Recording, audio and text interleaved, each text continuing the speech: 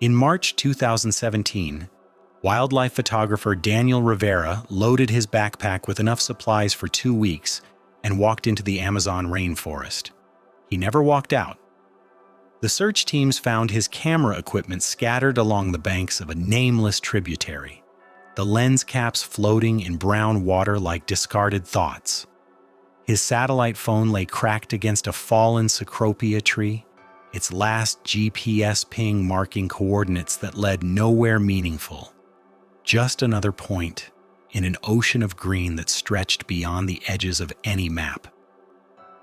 For 6 months, helicopters carved systematic grids through the canopy. Ground teams followed animal paths and abandoned logging roads, calling Daniel's name into a silence that swallowed sound without echo. His sister Maria posted his photograph on every missing persons forum she could find. Dark hair, brown eyes, the kind of lean build that came from years of hiking with heavy equipment. In the photo, he's smiling. One hand resting on his camera, the Andes Mountains blurred behind him.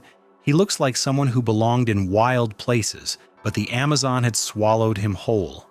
And after 6 months of searching, the case went cold. 7 years later, everything changed with a single thermal image. The drone appeared ordinary enough. A white hexagonal body no larger than a dinner plate, humming through the morning air above uncharted forest in the far western Amazon. Dr. Elena Vasquez watched its progress from her research station 300 kilometers away, the live feed streaming to her laptop as the automated survey continued its programmed route. She was mapping temperature variations for her climate research, looking for heat signatures that would indicate deforestation or illegal mining operations. The work was methodical, undramatic, exactly the kind of long-term data collection that would never make headlines but might help save the rainforest. She almost missed it. The thermal camera swept across a clearing beside a bend in an unnamed river, capturing the familiar red blobs that indicated human heat signatures. Not unusual. Indigenous communities dotted these remote areas, most of them documented, some still maintaining varying degrees of contact with the outside world. But something about this particular cluster of figures made Elena pause the footage and lean closer to her screen. 12 heat signatures, arranged around what appeared to be a central fire. 11 of them showed the compact, muscular builds typical of indigenous populations in this region. Shorter, stockier, adapted to life in the forest. But the 12th figure was different. Taller, with longer limbs, and a frame that seemed wrong for this place, like a piece from a different puzzle forced into an image where it didn't belong. Elena ran the footage again, then again, measuring the heat signatures against known anthropometric data. The anomalous figure stood at least 6 feet tall, unusual but not impossible for someone of indigenous heritage. But combined with the body proportions, the skeletal structure visible through thermal imaging, it suggested something else entirely. Someone else. Someone who shouldn't be there. The settlement itself existed in no government database on no official map. Elena cross-referenced the GPS coordinates against every document she could access. Missionary records, anthropological surveys, indigenous territorial registrations, nothing.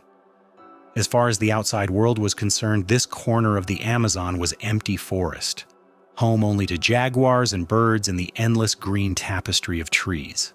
But the thermal imaging told a different story. These weren't just any heat signatures. They were human beings living in complete isolation, uncontacted by the modern world, and one of them appeared to be someone who had no business being there. Elena stared at her screen until her eyes burned, running scenarios through her mind. Lost hiker, though the nearest trail was days away through nearly impassable terrain. Anthropologist gone native, though no research permits had been issued for this region. Survivor of a plane crash, though aviation records showed no missing aircraft in this area. Or maybe someone who had walked into the forest 7 years ago and never walked out. She reached for her satellite phone. The call that changed everything came at 3:17 a.m. to Maria Rivera's apartment in Sao Paulo. She'd been dreaming of her brother again, the same dream that had haunted her for 7 years, where she could see him walking ahead of her on a forest path, always just out of reach, never turning around when she called his name. The voice on the phone spoke Portuguese with a slight accent, urgent and apologetic for the late hour. Dr. Elena Vasquez, Amazon Research Institute, thermal imaging, anomalous heat signature. GPS coordinates that meant nothing to Maria until the woman said the words that stopped her heart. Potential surviving individual in uncharted territory. Are you saying you found my brother? Maria's voice came out smaller than she'd intended, the words of a child afraid of another disappointment. I'm saying we found someone who shouldn't be where they are. Someone whose physical characteristics don't match the indigenous population. I've been following your missing person reports for years, Ms. Rivera. Your brother's measurements, his height and build, they're consistent with what we're seeing. Maria sat on the edge of her bed in the dark, the phone pressed against her ear so hard it hurt. Outside her window, São Paulo hummed with its eternal traffic, the city that never slept, but she felt suspended in perfect silence. How do we find out for sure? That, Doctor, Vasquez said carefully, is going to be complicated. The coordinates led to territory that existed in the spaces between jurisdictions, too remote for regular government oversight, too pristine for commercial development, too dangerous for casual exploration. The indigenous rights organizations would require months of bureaucratic navigation before authorizing any contact expedition. The Brazilian government would demand environmental impact assessments, territorial surveys, clearances that could take years. But Maria Rivera had spent 7 years learning that bureaucracy was just another word for giving up slowly. Within 2 weeks, she had assembled an expedition that operated in the gray areas of official permission. Dr. Marcus Webb, an anthropologist whose controversial views on first contact protocols had cost him several university positions but earned him a reputation for getting results. Carlos Mendoza, a guide whose knowledge of the deep Amazon came from 2 decades of leading researchers into places that didn't appear on maps. Ana Santos, a documentary filmmaker who knew how to navigate both the legal and financial complexities of filming in protected territory, and Maria herself, carrying her brother's photograph and 7 years of questions that demanded answers. The expedition's official purpose, filed with the appropriate authorities, was ecological documentation of biodiversity in remote Amazon territories. The real purpose was simpler and more dangerous: to discover whether her brother was alive in a place where no outsider should be able to survive.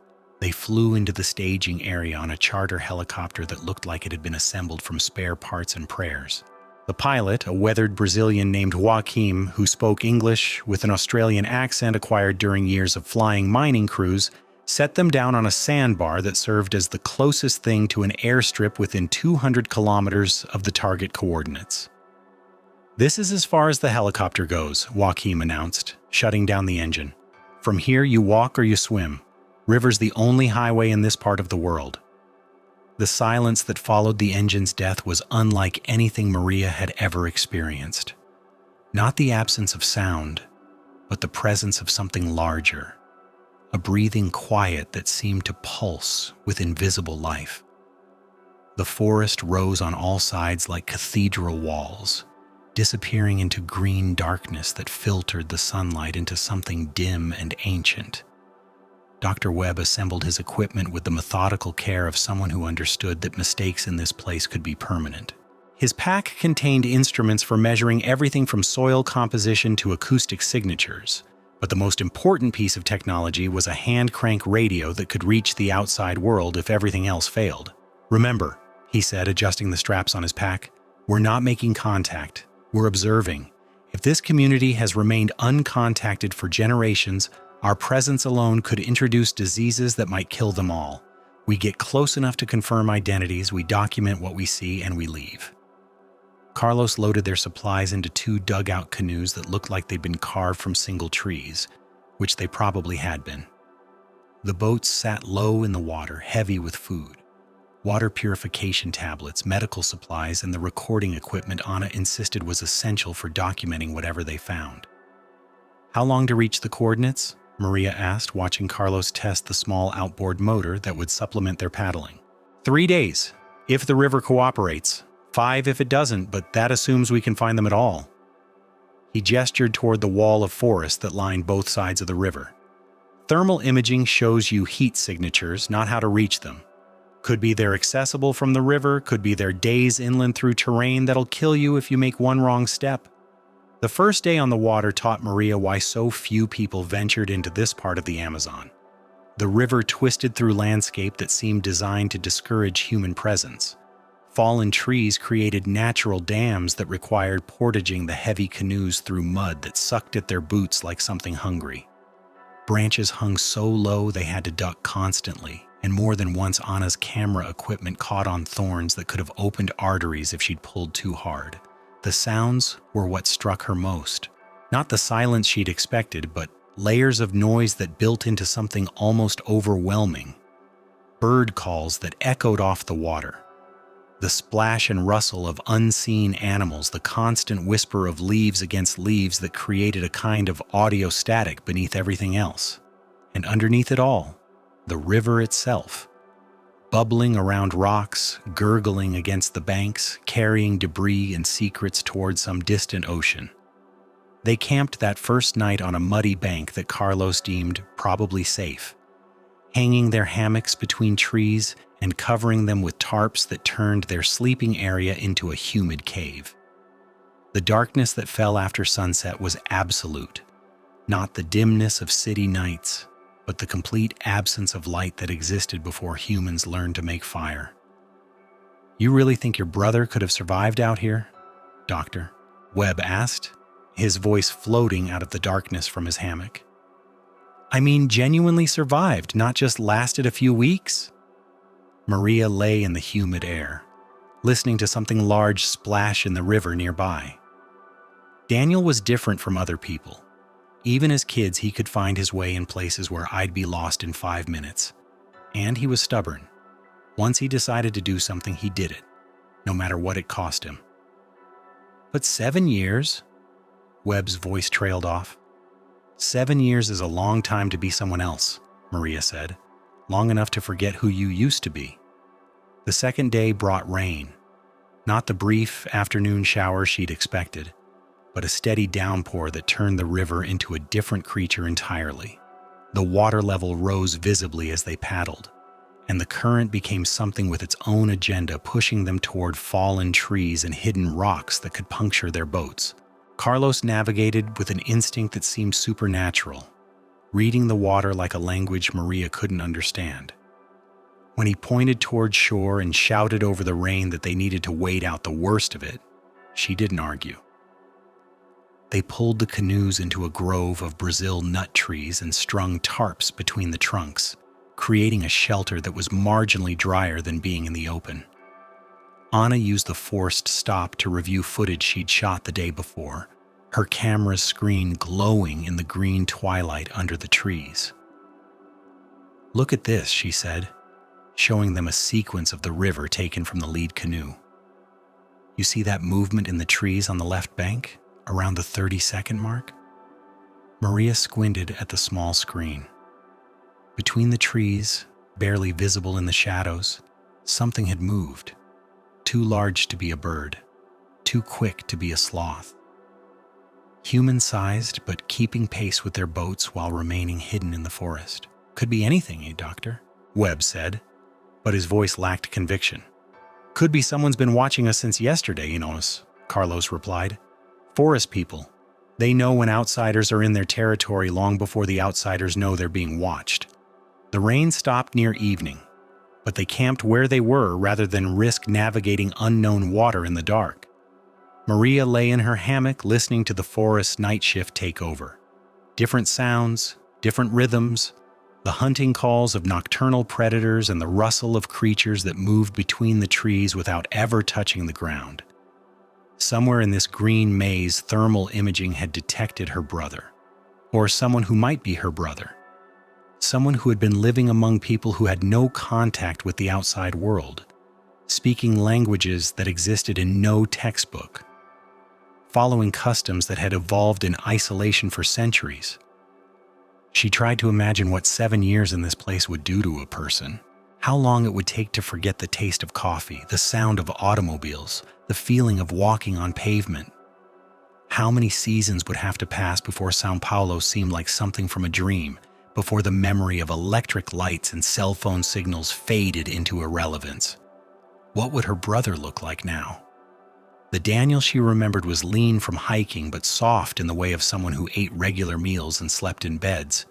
The forest would have changed him, carved away everything unnecessary for survival until only the essential remained.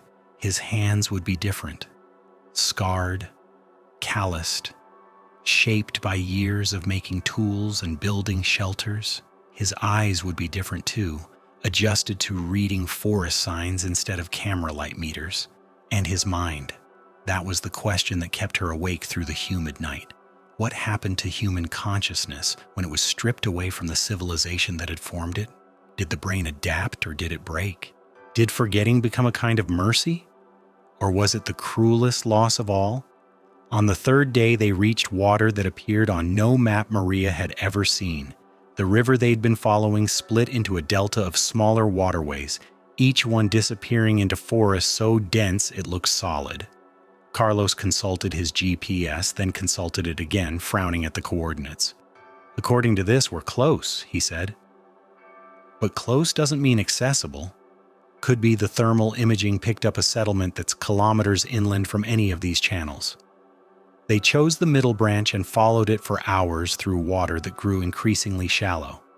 The canoe motor became useless as the river narrowed to creek width, forcing them to paddle through areas where the trees grew so close their branches formed a tunnel over the water. It was Anna who spotted the first sign of human presence, scratches on a tree trunk that were too regular to be natural, too deliberate to be accidental. Tool marks made by someone who understood how to shape wood. "Fresh," Carlos said, examining the cuts. "Recent, maybe days old." They pulled the canoes onto a muddy bank and began following what might have been a path through the understory. It was barely visible, just a slightly clearer route through the tangle of vines and saplings, but it led consistently in one direction, deeper into the forest. The air grew thicker as they walked, weighted with humidity and the decomposing richness of soil that had never been plowed. Butterflies the size of dinner plates drifted between the trees in colors that seemed impossible. Electric blues, poisonous yellows, reds that pulsed like warning lights.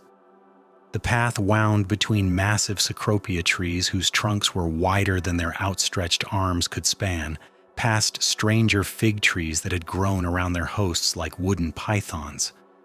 They had been walking for perhaps 2 hours when they heard the voices. Human voices, speaking in cadences that rose and fell like music. The words were incomprehensible, but the rhythm was unmistakably conversational, people talking together, the sound floating through the trees from somewhere ahead. Dr. Webb raised his hand, stopping the group. They stood in perfect stillness, listening to a language that existed nowhere in any academic database, spoken by people who had never heard of the internet or automobiles or space travel. "This is it," Webb whispered. "This is them." They moved forward with the care of people approaching something sacred and dangerous. Through breaks in the canopy, smoke was visible, the gray threads that marked cooking fires and human habitation. The voices grew clearer, though no more comprehensible, and with them came other sounds, the scrape of tools against wood, the splash of water being poured, the laughter of children. The forest opened into a clearing beside a bend in the river they'd lost track of hours earlier. Traditional structures, not quite houses, not quite huts, were arranged in a rough circle around a central fire pit. Gardens of manioc and plantain grew in organized plots that had been carved from the forest with surgical precision. Dugout canoes rested on the riverbank, and fishing nets hung from wooden frames to dry. And there were people. A dozen adults and children moving through their daily routines with the fluid efficiency of a community that had solved the basic problems of survival generations ago. Maria raised the binoculars Carlos had given her and scanned the settlement.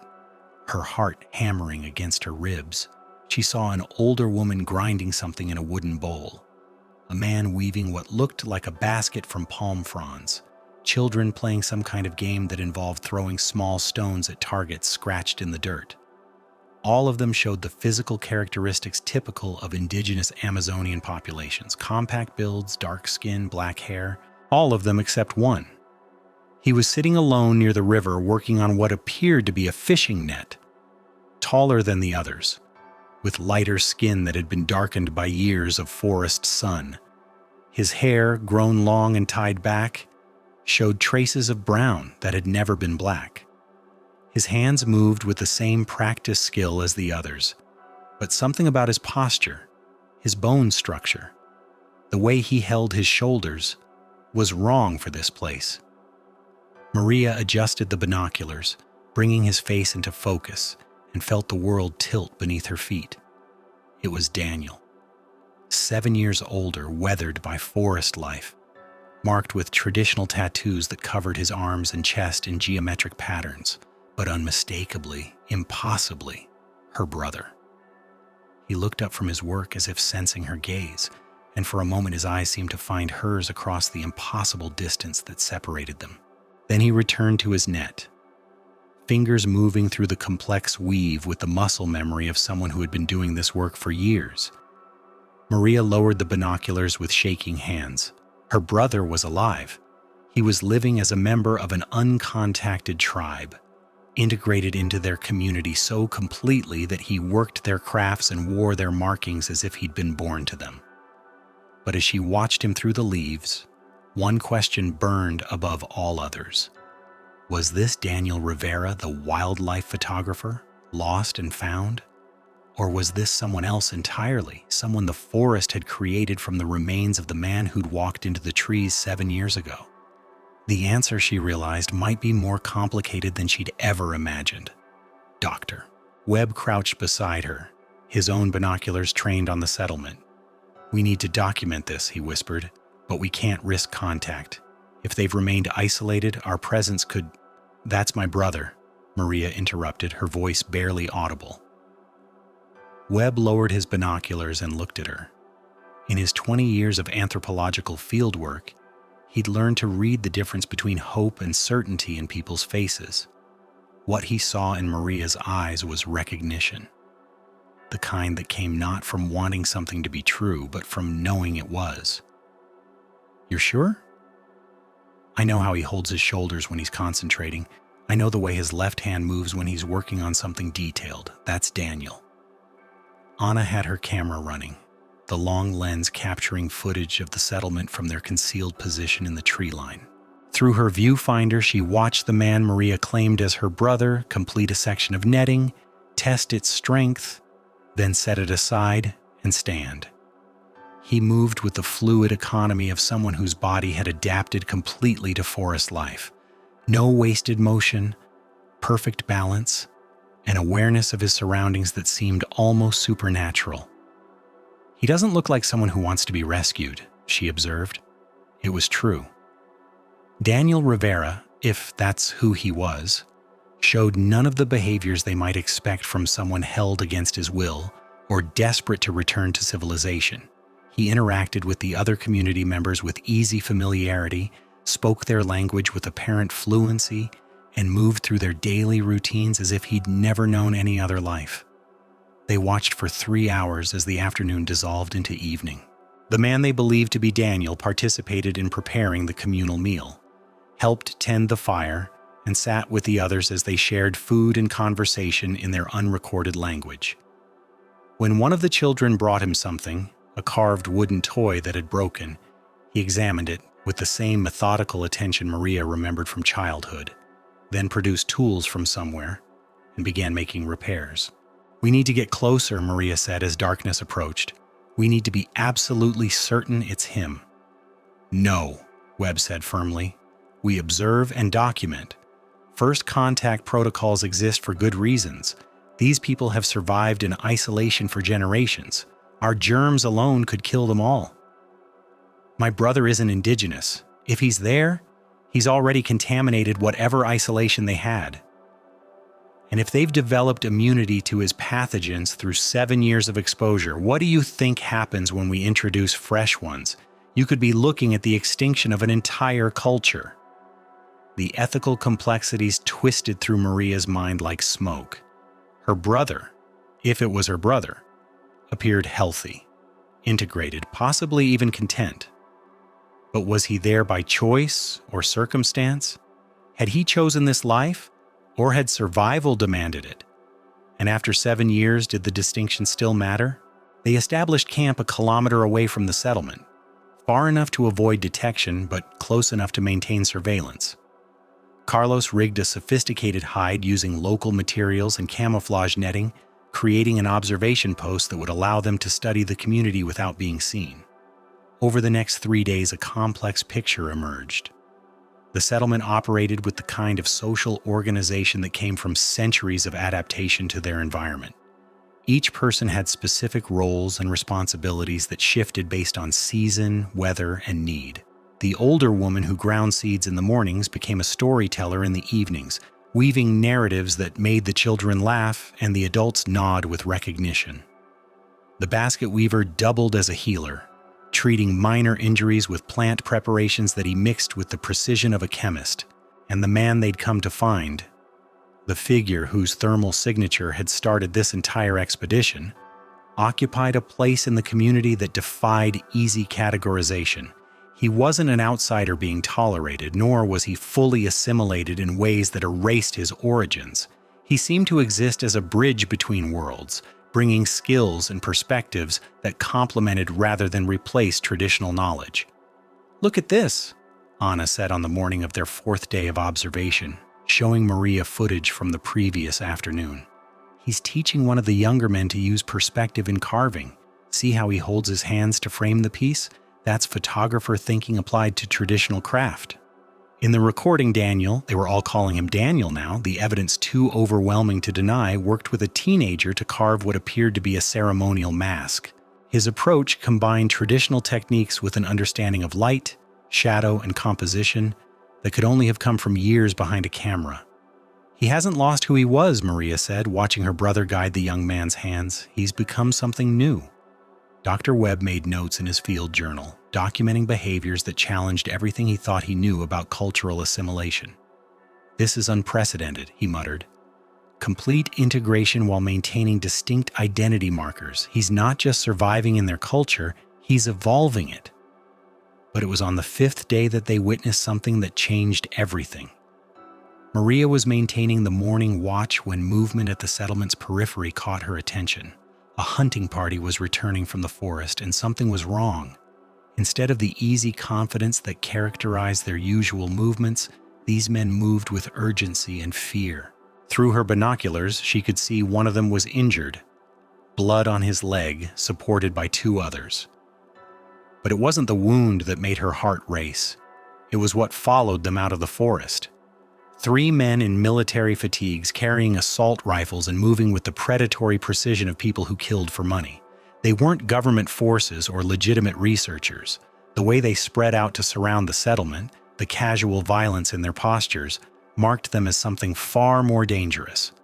Drug runners or illegal miners, Carlos had warned her about groups like these, criminals who used the forest's remoteness to hide operations that were stripping the Amazon of everything valuable.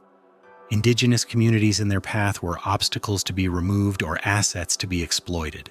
The settlement erupted into controlled chaos. Children disappeared into structures while adults grabbed weapons, traditional spears and bows that would be useless against modern firearms. The injured hunter was helped to safety while the others formed a defensive line that had probably protected their community for generations, but would mean nothing against men with automatic weapons. That was when Daniel stepped forward. He moved to the front of the group, raising his hands in a gesture that was simultaneously peaceful and protective. When he spoke, it was in Portuguese, the first time they'd heard him use anything but the indigenous language. "We have nothing you want here," his voice carried across the clearing. "No drugs, no gold, no women for your markets. Leave these people alone." Maria felt ice form in her stomach. Her brother was negotiating with armed criminals, using himself as a shield between them. and the community that had become his family. The leader of the gunmen, a scarred man whose smile seemed carved rather than natural, laughed and replied in the same language. "You speak Portuguese, Forest Man. That means you know the outside world. That makes you valuable." "I know enough to tell you that this territory is monitored by satellite," Daniel lied smoothly. "Research stations track movement here. You were photographed the moment you entered this area." It was a bluff that might have worked with less experienced criminals, but these men had operated in remote Amazon territories long enough to know when someone was lying. The leader's smile widened. "Maybe you come with us, Forest Man. Maybe you tell our buyers about the secret places where your people hide their treasures. Maybe you live through this?" Daniel's response was in the indigenous language, but his tone was unmistakable. Absolute refusal. The community members tightened their formation around him, making it clear that they would fight and die rather than let him be taken. From the observation post, Dr. Webb watched the scene develop with the sick certainty of someone who'd seen similar confrontations before. "They're all gonna die," he whispered. "Those aren't robbers. They're slavers. They'll take the young ones, kill the rest, and burn everything else." "We have to help them," Maria said. "With what? Good intentions? There are 3 of us and 3 of them, and they have automatic weapons." But Carlos was already moving. From his pack, he produced a flare gun and 2 emergency beacons, the kind search and rescue teams use to mark extraction points. His plan was desperate but simple. Create enough confusion and apparent threat to make the criminals think they'd walked into a trap. "When I fire the flare, you 2 start yelling in English as loud as you can. Make them think there's a whole research team out here. Military backup, government forces, anything that makes them want to leave more than they want to stay." It was insane. It was probably suicidal, and it was the only chance Daniel and his adopted family had. Carlos fired the flare high over the settlement. It burst in a cascade of red light that painted the forest in apocalyptic colors. Immediately, Webb and Anna began shouting in English, official-sounding phrases about coordinates and extraction teams and hostile forces contained. The effect was immediate. The 3 gunmen spun toward the forest, weapons raised, their attention divided between the threats they could see and the ones they imagined. In that moment of confusion, the community struck. They moved like a single organism, spears and arrows flying from multiple directions, while Daniel dove for cover behind the nearest structure. The injured hunter, despite his wounds, managed to sink an arrow into one gunman's shoulder. Another criminal spun and fired wildly into the trees, his shots hitting nothing but bark and leaves. The leader kept his head, recognizing the ruse for what it was. But by then it was too late. The forest had reclaimed the advantage. The community members scattered into terrain they knew intimately while the criminals found themselves isolated in the middle of a clearing, surrounded by enemies they couldn't see. "Fall back!" the leader shouted. "This isn't worth it!" They retreated into the forest, carrying their wounded companion and leaving behind only bullet holes and tree trunks and the acrid smell of gunpowder. But Maria knew they would be back, with more men, better preparation, and the kind of systematic violence that could erase a community from existence. The immediate danger had passed, but the larger threat remained. That evening, as the community tended their wounded and reinforced their defenses, Maria made a decision that would haunt her for the rest of her life. She walked alone from their observation post toward the settlement, stepping into the open where Daniel could see her. The risk was enormous, not just to herself, but to everyone involved. First contact with an uncontacted people could introduce diseases that might kill them all. But Daniel was already a bridge between worlds, and now both worlds were in danger. He saw her before she'd covered half the distance. His reaction was everything she'd hoped for and feared. Recognition followed immediately by horror. He understood exactly what her presence meant. They met at the edge of the forest, brother and sister, separated by 7 years and 2 completely different realities. Maria. His voice cracked on her name. The first Portuguese word she'd heard him speak to her since his disappearance. "Hello, Daniel." They stood 3 meters apart, close enough to touch, but maintaining the distance that might mean the difference between life and death for his adopted family. 7 years collapsed into nothing and expanded into infinity simultaneously. He looked older, marked by forest life, in ways that went deeper than the traditional tattoos covering his arms.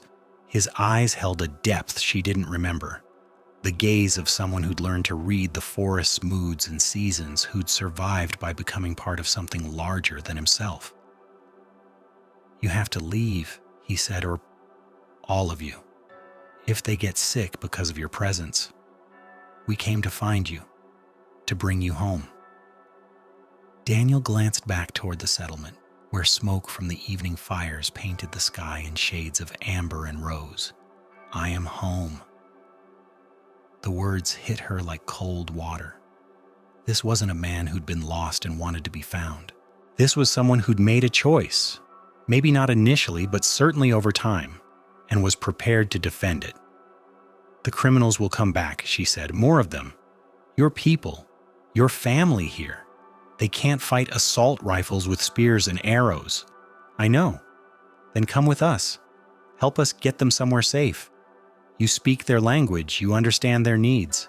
We can find a way to protect them that doesn't require you to die defending an isolated village." Daniel closed his eyes. When he opened them, she could see the weight of impossible choices. "If I leave with you, I betray them. If I stay, I watch them die. If I help them relocate, I destroy everything that makes them who they are." What would you do if you were still a photographer?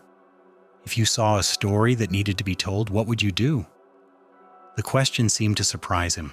For a moment, she could see the man he'd been before the forest changed him. Someone who'd spent his life documenting the world's hidden places and forgotten people. "I'd find a way to tell it without destroying it," he said finally. Over the next hour, as darkness settled over the forest, they crafted a plan that was equal parts desperate and inspired. Daniel would return with them to civilization, temporarily, not as a rescued victim, but as an advocate for his adopted people. He would work with indigenous rights organizations, environmental groups, and government agencies to establish protected status for the community's territory. He would use his story to create awareness without revealing specifics that could put them at further risk. And when that work was done, when their land was legally protected and their isolation secured, he would return to the forest. Not as Daniel Rivera, the photographer, but as the person he'd become during 7 years of transformation. "They'll never understand," he said, speaking of the outside world's reaction to his choice. "They'll say I've suffered psychological damage, that I'm not capable of making rational decisions." "Let me worry about that," Maria replied. "I've had 7 years to learn how to fight for people who matter to me." The journey back to civilization took 6 days instead of 3. They moved carefully, avoiding the routes the criminals might use, carrying with them footage and documentation that would change everything. Proof that uncontacted indigenous communities still existed in the Amazon, evidence that they faced immediate threats from illegal operations, and the impossible story of a lost photographer who'd found something worth more than his old life. Daniel struggled with every kilometer that took him away from the forest. The sounds of outboard motors and helicopters made him flinch. The smell of petroleum and processed food turned his stomach. When they finally reached a town with cell phone towers and internet connectivity, he spent the first night sitting outside staring at the electric lights with the expression of someone trying to remember a language he'd once spoken fluently. But he adapted, the way he'd learned to adapt to everything. Within weeks, he was testifying before congressional committees, speaking at United Nations hearings, and working with filmmakers to create documentaries that revealed the Amazon's hidden peoples without exposing them to exploitation. He never gave interviews about his personal experience. He refused to discuss the details of his transformation or the specific location of the community that had saved his life. When reporters pressed him about the psychological impact of his ordeal, he would simply say, "I wasn't lost. I was exactly where I needed to be." The protection campaign succeeded beyond their wildest expectations. The community's territory was granted indigenous reserve status. with legal protections that made future criminal incursions federal crimes. Environmental organizations established monitoring programs that would detect illegal activities without disturbing the community itself. The story became a symbol of the Amazon's resilience and the possibility of protecting traditional cultures in a modern world. 6 months after emerging from the forest, Daniel kept his promise.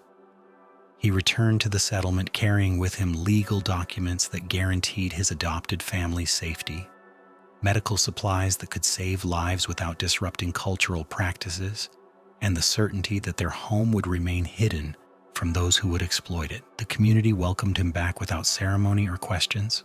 He resumed his place in their daily routines as if he'd never left, working on fishing nets and teaching traditional crafts and helping to raise children who would grow up free from the outside world's influences. Maria visited once more 2 years later, maintaining the careful protocols that protected the community's health while allowing her to see her brother one last time. She found him older, more settled, marked by the forest in ways that seemed to deepen with each season. "Do you ever miss it?" she asked him during their brief meeting at the forest's edge. "The life you had before?" Daniel considered the question, looking back toward the settlement where smoke from cooking fires painted the evening sky. "I miss some of the people. I miss some of the places, but I don't miss being the person who needed those things to be complete." "Are you happy?" "Happiness is a luxury," he said. "I'm useful. I'm connected to something larger than myself. I'm exactly who I'm supposed to be." They said goodbye, knowing it was final. Maria returned to São Paulo, where she kept her brother's story alive in ways that honored both his choice and his adopted family's privacy. She never revealed the location of the settlement or the specific details of how to find it. When people asked if she planned to visit him again, she would smile and say that some stories had endings that were meant to be respected, not continued. Daniel Rivera, the photographer, had disappeared into the Amazon rainforest in March 2017. The man who emerged from that same forest 6 months later was someone else entirely. Someone who understood that the most profound discoveries happen not when you found your way home, but when you realized you'd been home all along. The forest keeps its secrets well. But sometimes, if you know how to listen, it shares its most precious gift: the knowledge that losing yourself completely is the only way to discover who you were always meant to become. In the green silence between the trees where cell phones cannot reach and satellite images cannot penetrate, there is a settlement beside a nameless river. People live there who remember no world beyond the forest's edge.